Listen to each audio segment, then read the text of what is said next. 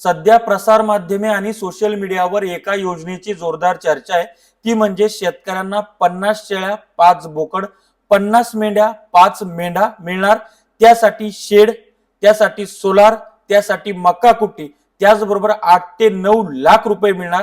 अशा पद्धतीच्या post viral होत आहेत. याच्यामध्ये नेमकं काय तथ्य आहे, ही योजना आहे का, याचा शासन निर्णय आला का, हे जे पशुसंवर्धन मंत्री आहेत ते कोण आहेत, त्यांनी काय भूमिका घेतली, त्यांच्या काही अधिकृत माहिती आहे का, ती संपूर्ण माहिती आपण तुम्हाला सांगणार आहोत. त्याचबरोबर ही योजना कशी आखल्या जाते आहे, याच्यामध्ये SC ST ला किती अनुदान, OBC ओपनला किती अनुदान, महिला बचत गटासाठी काय, दिव्यांगासाठी काय, त्या आरक्षणाची प्रोसेस नेमकी कशी असणार, तुमच्या मनातले संपूर्ण प्रश्न आपण अगदी सोप्या भाषेमध्ये कव्हर करणार आहोत. करिता हा व्हिडिओ शेवटपर्यंत बघा. नमस्कार, मी ज्ञानेश्वर खरात पाटील. मी तुम्हाला सर्वप्रथम स्क्रीनवर ज्या राज्याच्या पशुसंवर्धन मंत्री आहेत नामदार पंकजा मुंडे त्यांची पोस्ट दाखवतोय. त्या असं म्हणतात, मुख्यमंत्री ग्रामीण पशुधन उद्योजकता योजनेची राज्यात प्रभावी अंमलबजावणी व्हावी यासाठी आज मंत्रालयीन दालनात विभागाच्या वरिष्ठ अधिकाऱ्यांची बैठक घेऊन मार्गदर्शक सूचना केल्या. ग्रामीण भागातील पशुपालक उद्योजक व्हावेत, त्यांच्या जीवनात आर्थिक क्रांती घडावी, योजनेचा लाभ सर्वसामान्य घटकांना व्हावा याकरिता योजनेची व्याप्ती आणि उद्देश याविषयी निर्देश दिले. बैठकीस विभागाचे सचिव, आयुक्त, सहसचिव, अन्य अधिकारी उपस्थित होते. अशा पद्धतीची पंकजाताईंची एक पोस्ट आहे.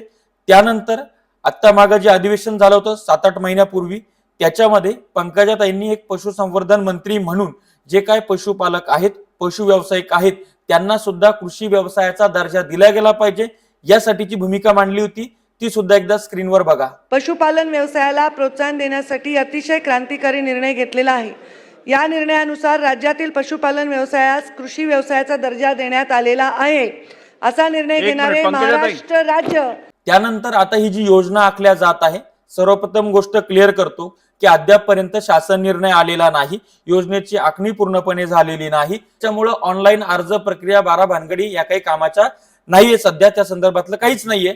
परंतु तुम्हाला जर का या योजनेचा अर्ज सुरू झाल्यानंतर त्वरित लाभ घ्यायचा असेल तर काही गोष्टी महत्वाच्या आहेत त्या जाणून घेऊ. म्हणजे कागदपत्र यासाठी काय काय लागणार आहेत, तर त्याच्यामध्ये साहजिकच आहे, शेतकरी म्हटल्यानंतर स्वतःची जमीन, तुमचा 7/12 किंवा तुमचा फार्मर ID त्याला गरजेचा आहे. त्यानंतरचं आहे, जर स्वतःची जमीन नसेल तर काय करावं. स्वतःची जमीन नसेल तर तुम्ही नोंदणीकृत 5 वर्षाचा भाडेपट्टा तुम्हाला करावा लागेल. तो तुम्हाला तालुक्याच्या लेवलला करावा लागतो. त्या संदर्भात तुम्हाला गाव पातळीवर कोणीही मार्गदर्शन करेल.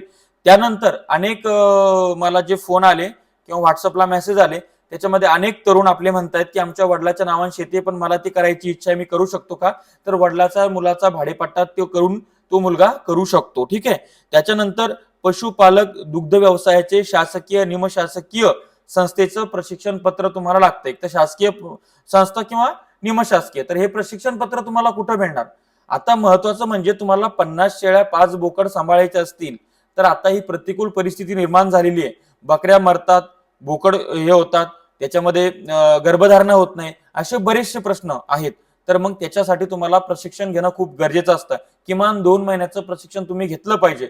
मग तुम्ही तुमच्या स्थानिक कृषी सहाय्यक असेल, सहाय्यक कृषी अधिकारी आपण ज्याला आता म्हणतो, तालुका कृषी अधिकारी असेल, पशुसंवर्धन अधिकारी असेल, तुमचं जवळचं कृषी विज्ञान केंद्र असेल, त्या ठिकाणी भेट द्या, त्यांचं मार्गदर्शन घ्या. त्यांच्यानुसार एक चांगलं प्रशिक्षण कुठं आहे, ते प्रशिक्षणामध्ये तुम्हाला चांगला अनुभव मिळाला पाहिजे, चांगलं माहिती मिळाली पाहिजे, प्रॅक्टिकल तुम्हाला सगळी माहिती मिळाली पाहिजे.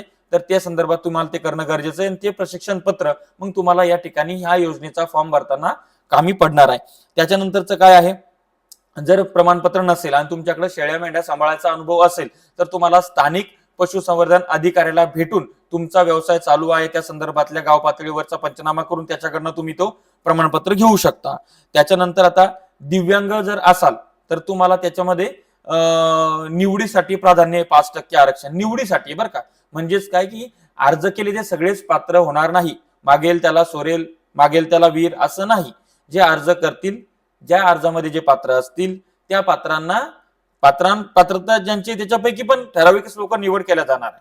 ठीक आहे. तर त्याच्यामध्ये जर दिव्यांग असेल तर त्याला 5% आरक्षण आहे निवडीसाठी. महिला असेल, ती महिला बचत गटाची असेल तर तिला 30% आरक्षण आहे निवडीसाठी. म्हणजे महिलांच्या नावाने जर अर्ज कराल तर लवकर तुमची केस सँक्शन होऊ शकते, तुम्ही त्या निवडीमध्ये बसू शकता. खूप महत्वाची बाबी मी तुम्हाला सांगतो. त्याच्यामध्ये तुम्हाला राशन कार्ड लागणार आहे, आधार कार्ड लागणार आहे. तुम्हाला कुठल्याही पद्धतीची शैक्षणिक अट नाही. तुमचं शिक्षण नसलं तरी चालेल. डबल एक आमच्या ऍग्रीच्या पोरांनी मला फोन केला होता. ते म्हणत होतं की ऍग्रिकल्चरची डिग्री, ऍग्रिकल्चरचा डिप्लोमा त्यासाठी बंधनकारक आहे का? तर आपल्या डिग्रीचा इथं गरज नाही. इथं शैक्षणिक आठच नाही, त्यामुळे डिग्रीची गरज नाही. ठीक आहे. आता डिग्रीवाल्यांसाठी वेगळ्या योजना आहेत, त्याच्यावर मी वेगळा व्हिडिओ करेल कधीतरी. आता याच्यामध्ये 3 अपत्य चालणार नाहीत, 2च अपत्य लागतील. 50 शेळी 5 बोकड किंवा 50 मेंढी 5 मेंढा, हे आपल्याला त्याच्यामध्ये 3 वर्षाचा विमा सुद्धा आहे. शेड सामुग्री हे सगळं त्याच्यामध्ये आलं.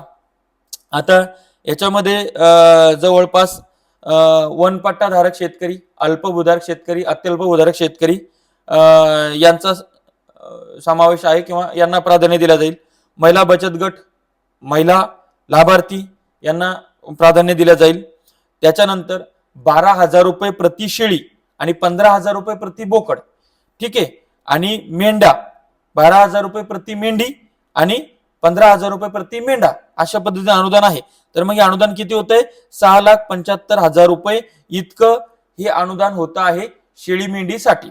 आता एक मुद्दा लक्षामध्ये घ्या. आता याच्यामध्ये काय काय आहे, तर 6,75,000 रुपये हे शेळी मेंढी मेल फिमेल खरेदी करण्यासाठी तुम्हाला अनुदान. त्याच्यामध्ये 3 वर्षाचा विमा आहे, 1,01,000 समथिंग रुपयाचा. त्याच्यामध्ये शेडसाठी 2 लाख रुपये मिळणार. त्याच्यामध्ये कडबा कुट्टीच्या मशीनसाठी 30,000 रुपये मिळणार. सोलारसाठी 1,32,000 रुपये मिळणार. पूर्ण टोटल हे 11,38,000 समथिंग होत आहे. ठीक आहे. तर मग आता 11,38,000चा झाला प्रकल्प, प्रोजेक्ट. ठीक आहे. तर याच्यामध्ये आता कोणाला कशा कशा पद्धतीने अनुदान आपण बघू. तर सुरुवातीला एक क्लिअर करतो की दिव्यांगांना 5% आरक्षण याच्यामध्ये कशासाठी, तर ते निवड अर्जामध्ये निवड होण्यासाठी. महिलांना 30% प्राधान्य कायसाठी, तर अर्जामध्ये निवड होण्यासाठी. आता जर तुम्ही SC ST असाल, अनुसूचित जाती अनुसूचित जमाती असाल, तर तुम्हाला याच्यामध्ये 75% अनुदान आहे. म्हणजेच तुम्हाला काय करायचं, या सगळ्यासाठी तुम्हाला 11-11.5 लाख रुपये खर्च येणार आहे. पैकी तुम्हाला 8,53,000 रुपये हे अनुदानापोटी परत मिळणार आहेत. ठीक आहे. त्यानंतर तुम्ही ओपन OBC असाल तर तुम्हाला 50%, म्हणजे तुमच्या 11,38,000पैकी 5,69,000 पर्यंत तुम्हाला हे रिफंड होणार आहेत. आता हे अनुदान 2 टप्प्यात मिळणार आहे. पहिला टप्पा म्हणजे काय, की तुम्ही योजनेसाठी पात्र ठरल्यानंतर तुम्ही जर का शेड, सोलर, कडबा कुट्टी इतकं सामान खरेदी केलं किंवा शेड उभं केलं, हे सामान खरेदी केलं, तर तुम्हाला 50% इतकं अनुदान मिळणार आहे. आणि त्याच्यानंतर पशुधन खरेदीसाठी तुम्हाला नंतर मग शेड आणि सगळं उभं झालं की त्याच्यासाठी 50% अनुदान त्या ठिकाणी मिळणार आहे. त्याच्यानंतरचं काय आहे, आता याच्यासाठी अटी शर्ती पण असू शकतात ना.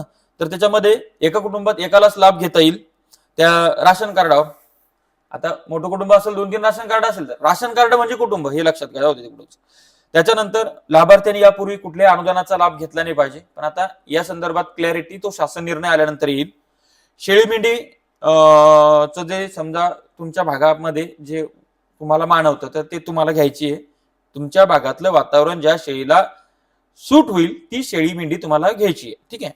त्यानंतर मागील 3 वर्षात सरकारी योजनेचा लाभ घेतलेला नसावा. आता हे सगळं जे आहे ह्या अटी शर्ती नंतर क्लिअर होईल. आणि आपण हा व्यवसाय करतो आहोत यासाठीचं हमीपत्र, बंधपत्र, स्टॅम्प पेपर वगैरे तुम्हाला द्यावं लागू शकतं की बाबा मी हा व्यवसाय करतोय, हा व्यवसाय मला वाढवण्यासाठी करायचा आहे, उद्योजक होण्यासाठी करायचा आहे, नफ्यासाठी करायचा आहे, मी हे सबसिडीसाठी अनुदानासाठी करत नाही, या संदर्भात तुम्हाला हे करावं लागेल. त्याच्यानंतरचं आहे की बऱ्याच बाकी सगळ्या गोष्टी मी तुम्हाला क्लिअर केलेल्याच आहे. आता ही योजना तयार होती आहे, लवकरच ही योजना येईल. पण सगळ्यात महत्वाचं म्हणजे मला तुम्हाला हे सांगायचं की प्रशिक्षणाशिवाय, अनुभवाशिवाय तुम्ही हा व्यवसाय करू शकत नाही, कुठलाच नाही करू शकत. शून्यातूनही सुरुवात करता येते, पण सरकार आता 50 पासून सुरुवात करायला लावते, चांगली गोष्ट आहे. फक्त तुम्ही याचे प्रशिक्षण घ्या, प्रॉपर प्रशिक्षण घ्या, त्याचे सर्टिफिकेट घ्या, किंवा सर्टिफिकेटसाठी काहीतरी पैसे देऊन तसं करू नका, निव्वळ अनुदान लाटण्यासाठी करू नका. आज बोकड्याच्या मटणाची किंमत दिवसेंदिवस मला कळतं तेव्हा 200-250 रुपये होती, आज ती 800-900 रुपयापर्यंत गेलेली आहे. उद्या ती 1200 रुपयापर्यंत जाणार आहे आणि ते वाढतच जाणार आहे. त्याच्यामुळं शेळ्या मेंढ्या कमी पडतात. जो शेळ्यांची काळजी घेईल, बोकडांची, मेंढ्यांची, मेंढ्यांची काळजी घेईल, त्यांच्या सगळ्या देखरेख करेल, त्यांना योग्य वेळी लसीकरण करेल, ज्यांच्या हार्मोनल इम्बॅलन्स जे आता महिलांमध्ये जसे तसे जनावरांमध्ये सुद्धा यायला लागलेले आहेत, त्याच्यामुळं गर्भधारणेला प्रॉब्लेम येतोय.